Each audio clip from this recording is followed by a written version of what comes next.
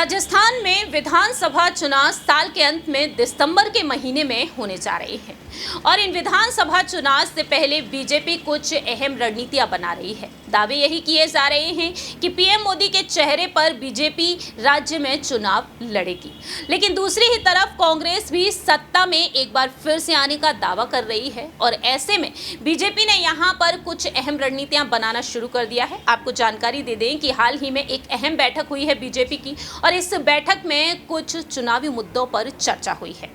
नमस्कार, मैं प्रांशी राठौर और आप देख रहे हैं नेक्स्ट 9 न्यूज।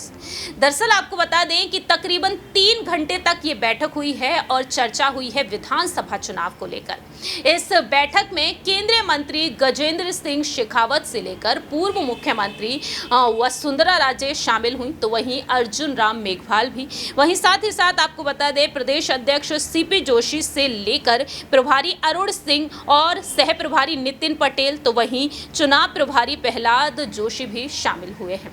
और इस बैठक में जो चर्चाएं हुई हैं उन चर्चाओं पर यहाँ पर हाल ही में अपनी बात रखी है गजेंद्र सिंह शेखावत ने। क्या कुछ कहते हैं गजेंद्र सिंह शेखावत, सुनिए जरा।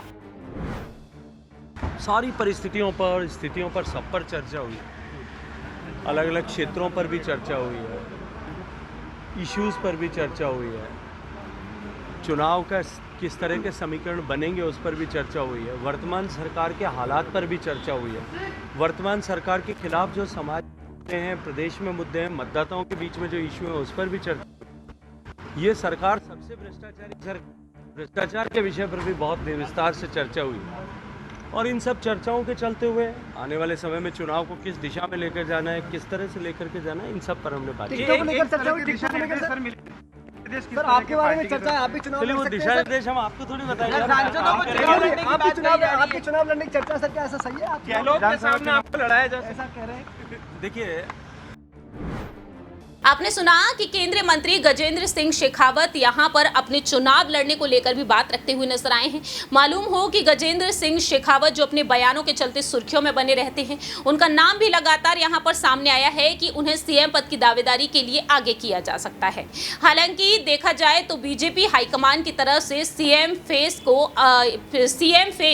के तौर पर किसे आगे किया जाएगा, इस पर अब भी सस्पेंस बरकरार है। दावे तो यही किए जा रहे हैं कि पीएम मोदी के चेहरे पर चुनाव लड़े जाएंगे, लेकिन जब चुनाव जीत जाती है बीजेपी तो आखिरकार मुख्यमंत्री पद किसे सौंपा जाएगा, ये बेहद बड़ा अहम सवाल बनता है। और ऐसे में देखा गया है कि सीएम उम्मीदवारी की रेस में गजेंद्र सिंह शेखावत से लेकर नाम सामने आया है वसुंधरा राजे, सीपी जोशी का भी, लेकिन देखते हैं कि आने वाले वक्त में पार्टी हाईकमान ये पद किसे सौंपते हैं। फिलहाल इस रिपोर्ट में इतना ही। बाकी की तमाम अपडेट्स के लिए आप देखते रहिए नेक्स्ट 9 न्यूज।